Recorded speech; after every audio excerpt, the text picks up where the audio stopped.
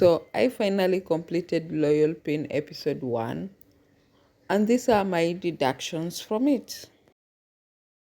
Hey guys, welcome back to my channel. So if you're new here, thank you for joining us. If you're a returning subscriber, you're welcome as always. If you're new, don't forget to subscribe, turn on the post notification, give me a thumbs up, share this video, and let me know in the comment section what you think about today's topic of discussion.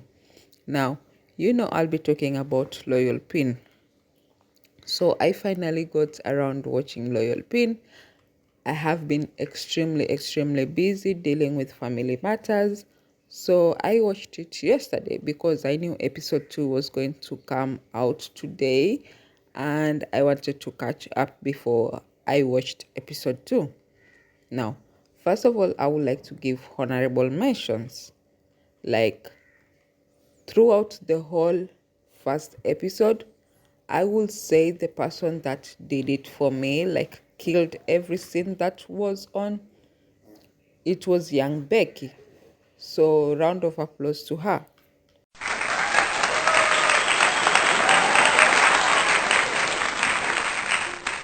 This young girl has a very bright future.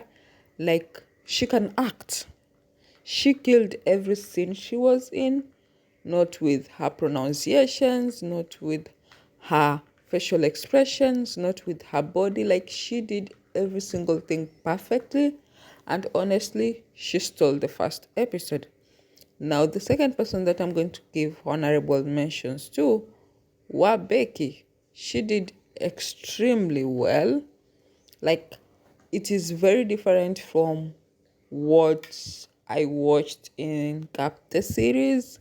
Like, extremely different. Yes, I do agree I didn't finish watching the series, but from the little that I did see, she did amazingly well in this episode 1. Now, the third person I would like to congratulate is Nam. Look, I know a lot of people are going to be upset why Nam, but she killed her character. Let's just be honest. She killed it. She might be messy in real life, but she actually does know how to portray being messy on screen too. So she did amazing well. And I think the fourth person was or is going to be Pin's aunt. Pin's aunt also did well. Like, she's like at the border where you want to hate her, but you actually love her. And she's not trying to be the most hated character on the show, and also not trying to be the most loved character on the show. So she fits in the middle perfectly because she's not fighting for you to like her, and she's not fighting for you to hate her. So it's a mix whereby she's not doing too much, which I loved. So the fifth one. So I think those are my top 4. And for friend, I'm going to say that, look, when I was reading some of the reviews about her acting, like, people like were saying how good she was, not how she was horrible. And I was actually thinking, like, am I going to expect the worst of the worst? Because then again, I watched Gap the series only a little bit, didn't like both their acting, stopped watching it. And then came Uranus, and a lot of people are talking smack about like Friends acting. And then came Loyal Pin. I just wanted to judge for myself because, look, under no circumstance am I going to watch Gap the series again. So it's only fair for me to watch like a new project because they have grown, they have had time to grow, and they have had time to be able to criticize themselves, see where they needed work and all that, and actually put more effort into their acting. So I was going to give them a fair chance and actually judge them from now. Loyal Pin. And look, Friend wasn't that bad. She wasn't excellent. She wasn't perfect. I think I can only use the word perfect with only two people. I can use the word perfect acting with Nam, part of acting, and I can use perfect acting with who? Young Becky. Now, because they did it for me. They did it for me according to their characters. They played their characters so well. Now, she wasn't like, I didn't feel her character is supposed to be kind of laid back, kind of strict, kind of not too much. And even with that, yes, her body language showed that, but even her tonation, which then again, I don't speak Thai. So I don't know if in her tonation, like she actually executed the words that she was supposed to say in Thai, but with English translations and her tonation, am I even making sense? Like, I felt like she wasn't really living to the words that she was saying. In not even in some instances, in most instances. Now, I do understand first it's episode 1. Most of these actors sometimes make a lot of mistakes in episode 1, but the way when they get to episode 2, episode 3, like it's so much better. Like,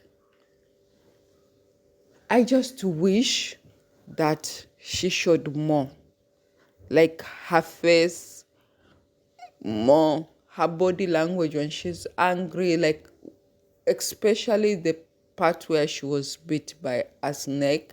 I expected it to be much more dramatic. Like, I expected to see fear on her face. I expected to, like, even when she was being punished by her aunt and being caned, I expected to see more from her.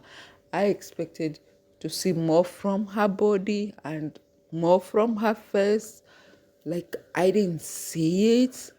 Overall, I'm starting to think like most of these Thai actors don't actually know how to act with their face, because I'm seeing a lot of it, and I don't know, maybe it's they do something to their faces. I don't know, maybe they're just not used to showing emotions with their faces, and probably that's the reason as to why, like, so many of them, like both in the BL&GL industry, fail miserable at portraying like their emotions with their faces. Like, I don't know, but I wouldn't say that Friends acting was like 100% horrible.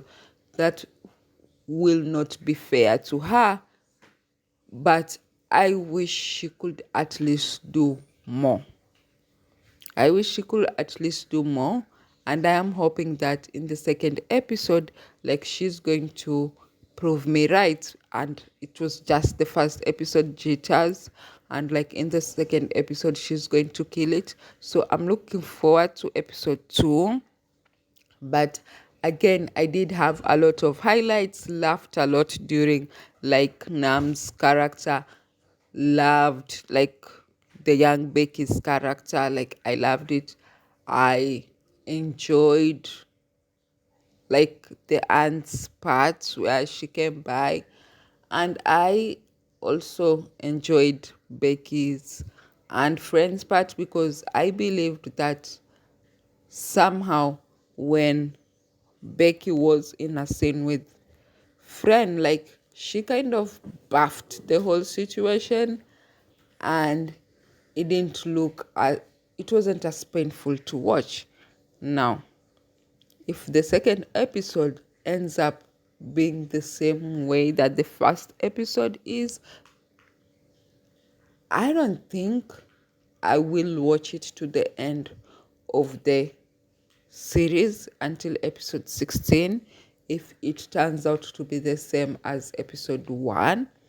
But if there is actually improvement every single week, I would actually watch it to the end, like, because it's a mellow story, and I love like watching mellow shows. Sometimes I'm just not into like complicated stuff, although I really, really wished that this show could have dived into so much, because even now when the show is airing, people are still talking about like Becky's race in a negative way, and I feel like it would have like been done so much better. And some people say, oh, it's not, the book doesn't say that, but we've seen like most of these TV shows sometimes actually adapt a show differently from the book, but just add, and they add some few elements that might they actually feel like might represent something. So look, I will watch episode 2. I think I will give it until episode 4 to actually watch at least a quarter of the show before I decide whether I am going to continue watching it or stop watching it. So if you've gotten to the end of this video, thank you for watching. Thank you for subscribing. If you haven't subscribed, subscribe. Turn on the post notification. Give me a thumbs up if you like this video. Share this video. And let me know in the comment section what you think, what you thought about episode 1.